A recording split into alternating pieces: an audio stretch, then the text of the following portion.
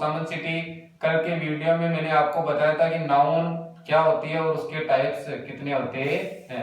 आज के वीडियो में हम बात करने जा रहे हैं जिरंड के बारे में कि जिरंड क्या होता है। तो देखो, जिरंड का हिंदी मीन्स होता है क्रिया सूचक संज्ञा।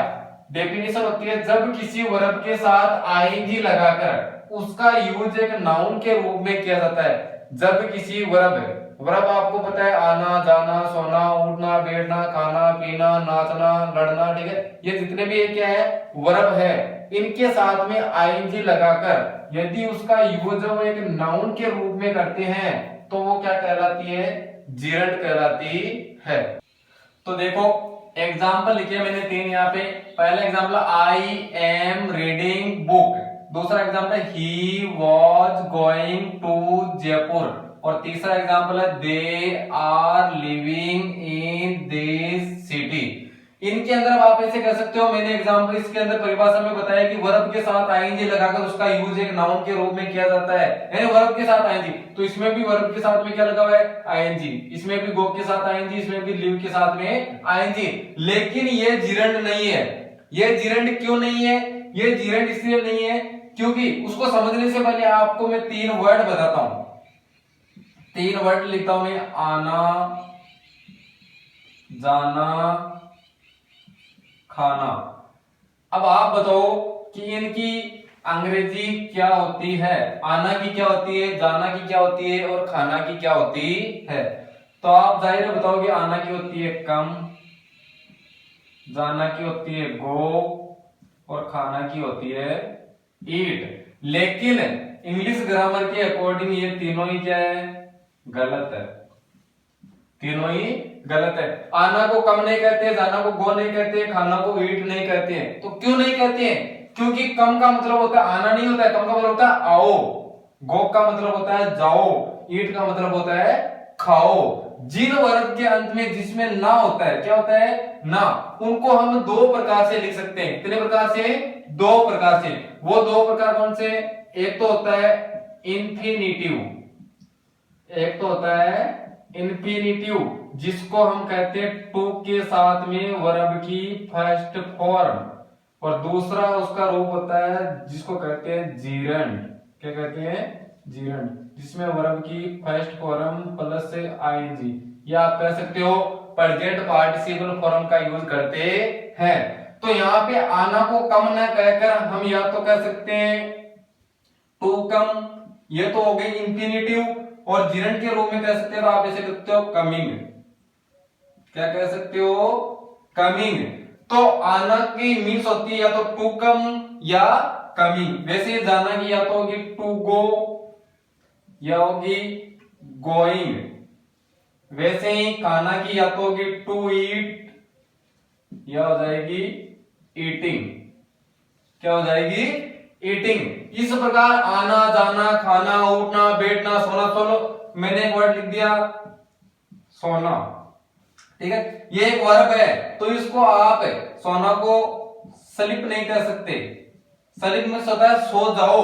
इसको अगर हम इंग्लिश के अंदर सोना की जो इंग्लिश है वो लिखेंगे तो इसको लिखेंगे या तो लिखेंगे टू स्लीप, या हम जिरंड के रूप में लिख सकते हैं स्लीपिंग। क्या लिख सकते हैं, स्लीपिंग। इस प्रकार आज के बाद में जितने भी वर्ब है उनका आपको डायरेक्ट अंग्रेजी पूछते हैं जिनके अंत में ना है, ठीक है, तो उनको आप या तो इंफिनिटिव तरीके से लिख सकते हो, जिनके अंदर इंफिनिटिव तरीका क्या होता है कि उसमें टू के साथ में आपको मेन वर्ब की फर्स्ट फॉर्म का यूज करना है, या फिर आप उसको जिरंड की तरीके से लिख सकते हो, उसमें मेन वर्ब की फर्स्ट फॉर्म के साथ में क्या लगा होता है, आईएनजी लगा होता है। इस प्रकार अब एग्जांपल है यहां पर कि example I am reading book, इसके अंदर मेन वर्ब की फर्स्ट फॉर्म के साथ में आईएनजी लगा, उसके बावजूद ये जिरंड क्यों नहीं है, क्यों नहीं है, क्योंकि हमेशा ध्यान देना जिस सेंटेंस के अंदर केवल एक ही वर्ब होती है, केवल एक ही वर्ब होती है, तो वो उस सेंटेंस की मेन वर्ब होती है और वो कभी भी जिरंड नहीं होती है, कभी भी जिरंड नहीं होती है। तो देखो जिरंड क्या होती है, उसके लिए मैंने एकदम लिखा, मैं लिखना और पढ़ना जानता हूं, मैं लिखना और पढ़ना जानता हूं। अब देखो इसके अंदर आपको ये देखना है कि इन किसकी इंग्लिश बनानी है, तो इसकी अंग्रेजी कैसे बनाएंगे। तो हमेशा ध्यान देना, कोई सा भी सेंटेंस, हिंदी का कोई सा भी सेंटेंस है, उसकी अगर आप अंग्रेजी बना रहे हो उसमें एक से ज्यादा वर्ब है। इसमें देखो वर्ब कितनी है, लिखना, पढ़ना और जानना। लिखना, पढ़ना, जानना, 3 वर्ब है। तो इनके अंदर जो सेंटेंस है उसके पीछे से जो पहली वर्ब आती है, उसके लास्ट से जो पहली वर्ब आती है, उसका प्रयोग तो आपको टेंस के अकॉर्डिंग करना है। और बाकी जितनी भी वर्ब है उन सबको या तो आप टू के साथ में फर्स्ट फॉर्म लिख सकते हैं, या फिर आप जीरेंड की तरह मेन वर्ब की फर्स्ट फॉर्म के साथ में आईएनजी लगाकर लिख सकते हैं। वो सब वर्ब जीरेंड और इंफिनिटिव की तरीके से बनती है। जैसे एग्जांपल, मैं लिखना और पढ़ना जानता हूं, इसके अंदर 3 वर्ब है, लिखना, पढ़ना, जानना। तो टेंस के अकॉर्डिंग हमारी वर्ब आएगी जानना, तो हो जाएगा आई जानता हूं, प्रेजेंट सिंपल टेंस है, आई नो। ठीक है, तो इस पहली वर्ब को हमने अकॉर्डिंग टू टेंस चेंज कर दिया। अब हमारे पास 2 वर्ब है, लिखना और पढ़ना। तो आप इसको इंफिनिटिव के तरीके से बनाओ, ऐसे भी लिख सकते हो, I know to write and to read. I know to write and to read. लिखना और पढ़ना इन दोनों को मैंने इंफिनिटिव की तरीके से बनाया, तो आप ऐसे बना सकते हो। और इनकी जगह आप टू राइट ना लिखकर आप जिरंड भी लिख सकते हो, writing and reading. Writing and reading, ये दोनों के दोनों ही सेंटेंस क्या है, सही है। तो इस प्रकार कोई सा भी सेंटेंस होता है जिसमें एक से ज्यादा वर्ब होती है, तो जो पीछे वाली पहली वर्ब है उसको तो आपको टेंस के अकॉर्डिंग चेंज करना है, और बाकी जितनी भी वर्ब है उनको आप इंफिनिटिव तरीके से भी लिख सकते हो, जिसमें टू के साथ में मेन वर्ब की फर्स्ट फॉर्म लगा दो, या आप जिरंड की तरीके से भी लिख सकते हो, जिसमें मेन वर्ब की फर्स्ट फॉर्म के साथ में आईएनजी का प्रयोग करते हैं। चलो अगला एग्जांपल देखते हैं। अगला एग्जांपल है, राम खाना पकाना जानता है। राम खाना पकाना जानता है, तो इसके अंदर देखो कितनी वर्ब है, एक तो पकाना और एक जानना। ये खाना तो ऑब्जेक्ट है, क्या है, ऑब्जेक्ट है, इसका मीन्स तो होगा फूड। क्या होगा, फूड। इसके अंदर सब्जेक्ट है राम, तो देखो इसमें 2 वर्ब है, एक तो है पकाना, एक है जानना। तो टेंस के अकॉर्डिंग जो पीछे से पहली वर्ब आती है उसको टेंस के अकॉर्डिंग चेंज करनी है, तो टेंस के अकॉर्डिंग चेंज किसको करेंगे, जानना को। तो सबसे पहले एग्जांपल मैंने सेंटेंस में लिख दिया, सब्जेक्ट राम, उसके बाद में जानता है, तो वही हो गया नो, सब्जेक्ट सिंगुलर है इसलिए ऐसे एस का प्रयोग करना है, तो राम नोज। ठीक है, अब देखो पकाना, तो इसको आप इंफिनिटिव की तरीके से लिखना चाहते हो, जैसे लिखते हो to cook food, to cook food, या टू कुक की जगह आप जिरंड भी लिख सकते हो, तो इसका ऐसे हो जाएगा Ram knows cooking food, cooking food. तो इस प्रकार ये दोनों ही सेंटेंस सही है। अगला देखो एक एग्जांपल और लेते हैं, तीसरा एग्जांपल मैंने लिया, वे खेलना और दौड़ना चाहते थे। ठीक है, वे खेलना और दौड़ना चाहते थे। इसके अंदर क्या है, सब्जेक्ट वे और वर्ब आई है खेलना, दौड़ना और चाहना। तो इसके अंदर 3 वर्ब है, तो मैंने बताया था सेंटेंस के पीछे से जो पहली वर्ब है उसको तो आपको किसके अकॉर्डिंग लिखना है, सब्जेक्ट के अकॉर्डिंग, टेंस के अकॉर्डिंग। ठीक है, तो मैंने सबसे पहले इसकी इंग्लिश बनाएंगे, जैसे होगा दे, फिर चाहना को चाहते थे, तो थे आ गया, तो इसका मतलब होता है past simple tense, main verb की सेकंड फॉर्म लगाएंगे, तो वांट की होती है वांटेड, दे वांटेड। और उसके अलावा जितने भी वर्ब है उन सब वर्ब को या तो आप इंफिनिटिव तरीके से लिखेंगे या जिरंड की तरीके से लिखेंगे। लेकिन ध्यान देना, अगर आप एक को इंफिनिटिव की तरीके से लिखते हैं तो दूसरे को भी आपको इंफिनिटिव की तरीके से लिखना है। ये नहीं कि आपने एक के साथ में तो टू के साथ में मेन वर्ब की फर्स्ट फॉर्म लगा दी और दूसरी में मेन वर्ब की फर्स्ट फॉर्म के साथ में आईएनजी लगा दी, वो गलत होता है। दोनों को या तो आप दोनों को इंफिनिटिव लिखो या आप दोनों को ही जीरेंड लिखो। जैसे खेलना और दौड़ना, दे वांटेड, तो मैं इंफिनिटिव तरीके से बनाऊंगा, जैसे बनाऊंगा they wanted to play and to run, they wanted to play and to run. तो एक को मैंने अगर इंफिनिटिव से बनाया तो दूसरी भी इंफिनिटिव होगी, और यदि मैं इसे ना बनाकर इसे बनाऊं दे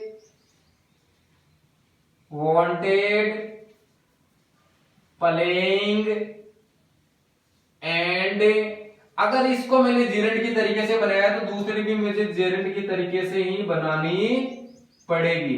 तो they wanted playing and running, दोनों ही सेंटेंस क्या है, सही है। अब देखो उसके बाद में हम हमारे मेन टॉपिक पे आते हैं कि जेरेंट वास्तव में एक नाउन कैसे है, ठीक है। तो जेरेंट नाउन कैसे है, तो इसके लिए आपको सबसे पहले दो पॉइंट देखने हैं। पॉइंट क्या है कि कोई भी सेंटेंस, अंग्रेजी का कोई सा भी वाक्य है, उसका सब्जेक्ट या तो कोई नाउन होगा या कोई प्रोनाउन होगा। अंग्रेजी का ऐसा कोई सेंटेंस नहीं है जिसका सब्जेक्ट नाउन और प्रोनाउन को छोड़कर कोई कुछ और हो, ऐसा कोई सा भी सेंटेंस नहीं है। अंग्रेजी का हर सेंटेंस, कोई सा भी सेंटेंस उठा लो, ये उठा लिया, ये उठा लिया, ये उठा लिया, ये, ठीक है, कोई सा भी सेंटेंस है, कोई सा भी सेंटेंस उसका सब्जेक्ट या तो कोई नाउन होगा या कोई प्रोनाउन होगा। जैसे इसके अंदर आई, सब्जेक्ट क्या है, आई, तो ये प्रोनाउन है, ये भी प्रोनाउन है, दे भी प्रोनाउन है। इसमें राम, तो राम ये क्या है, प्रॉपर नाउन है। एक एग्जांपल में और लिखता हूं, success is important, success is important, सफलता महत्वपूर्ण है। इसके अंदर बात किसकी हो रही है, सक्सेस की हो रही है। तो ये क्या है, ये एक सब्जेक्ट है और ये सब्जेक्ट क्या है कि नाउन है। क्या है, नाउन। अब बताओ ये कौन सा नाउन है, तो सक्सेस, सफलता। मैंने कल आपको एक लास्ट में नाउन पढ़ाई थी, जो कौन सी थी, एब्स्ट्रैक्ट नाउन। तो ये एक भाववाचक संज्ञा जिसको हम ना तो देख सकते हैं ना छू सकते हैं, केवल महसूस कर सकते हैं, लेकिन है तो ये क्या, एक नाउन ही है। तो मैंने अभी आपको बताया कि कोई सा भी सेंटेंस है, कोई सा भी सेंटेंस है, उसका जो सब्जेक्ट होता है वो या तो नाउन होगा या प्रोनाउन होगा। इंग्लिश का ऐसा कोई सेंटेंस नहीं है जिसका सब्जेक्ट नाउन या प्रोनाउन को छोड़कर कुछ और हो। ना तो यह नहीं कि सब्जेक्ट उसका एडजेक्टिव होगा, एडवर्ब होगा, प्रीपोजिशन होगा, कंजंक्शन होगा, ये कभी भी सब्जेक्ट नहीं होते हैं। तो इसके अंदर मैंने आपको बताया सब्जेक्ट नाउन या प्रोनाउन होती है। अब मैं एक सेंटेंस लिखता हूं, मैंने लिखा reading is a good habit, reading is a good habit. तो सब्जेक्ट क्या होता है, जिसके अंदर, जिस वाक्य के अंदर बात होती है, जिसकी बात होती है, वही क्या होता है, सब्जेक्ट होता है। तो इसमें reading is a good habit, कि पढ़ना एक अच्छी आदत है। तो अच्छी आदत कौन सी है, पढ़ना। तो इसके अंदर सब्जेक्ट क्या है, ये रीडिंग है। अब देखो आप कहोगे कि मैंने अभी बताया था कि सेंटेंस होता है उसका सब्जेक्ट या तो नाउन होगा या प्रोनाउन है, लेकिन इसके अंदर तो जो सब्जेक्ट है वो क्या है, एक वर्ब है, और एक वर्ब है सब्जेक्ट कैसे हो सकती है। तो यही बात मैंने आपको बताई है कि जिस वर्ब के साथ आईएनजी लगाकर उसका यूज एक नाउन के रूप में किया जाता है तो वो जेरेंट कहलाते हैं। तो यहाँ पे वर्ब है रीड और उसके साथ में क्या लगाया, आईएनजी। इसको रीडिंग बनाकर उसको एक नाउन के रूप में यहाँ क्या किया है, यूज किया है। इसीलिए मैंने बताया था ना आपको कि या तो सब्जेक्ट नाउन होगा या प्रोनाउन। तो ये एक वर्ब नहीं है, ये है एक जेरेंट। क्या है, जेरेंट, जिसको क्रिया सूचक नाउन या क्रिया सूचक संज्ञा कहा जाता है। तो हमेशा ध्यान देना, यदि किसी वर्ब के साथ में आईएनजी लगाकर उसको सब्जेक्ट के रूप में यूज किया जाता है तो वो हमेशा जीरंड कहलाती है। जैसे एक एग्जांपल और लेते हैं, अक्सर आपने देखा होगा सिगरेट्स के पैकेट आते हैं तो उन पे लिखा होता है smoking is injurious to health, smoking is injurious to health. तो ये लिखा होता है इसके अंदर है, बात किसकी हो रही है कि धूम्रपान है वो स्वास्थ्य के लिए हानिकारक होता है या खतरनाक होता है। तो इसमें बात किसकी हो रही है, धूम्रपान की। तो इसमें भी देखो वर्ब की मेन फर्स्ट फॉर्म कौन सी, स्मोक, और उसके साथ में किसका प्रयोग किया हुआ है, आईएनजी। और हमारी डेफिनेशन भी ये करी है कि किसी वर्ब के साथ में आईएनजी लगाकर उसको नाउन के रूप में यूज करते हैं तो वो क्या कहलाती है, जीरंड कहलाती है। इसी प्रकार एक एग्जांपल और ले लेते हैं, swimming is a good exercise, swimming is a good exercise. ठीक है, इसके अंदर बात किसकी हो रही है, स्विमिंग की हो रही है। तो इसमें भी मेन वर्ब की फर्स्ट फॉर्म है स्विम, उसके साथ में क्या लगा हुआ है, आईएनजी, और ये एक सब्जेक्ट के रूप में, एक नाउन के रूप में यहां यूज हुई है। तो ये भी क्या कहलाएगी, जीरंड कहलाएगी। क्या कहलाएगी, जीरंड कहलाएगी।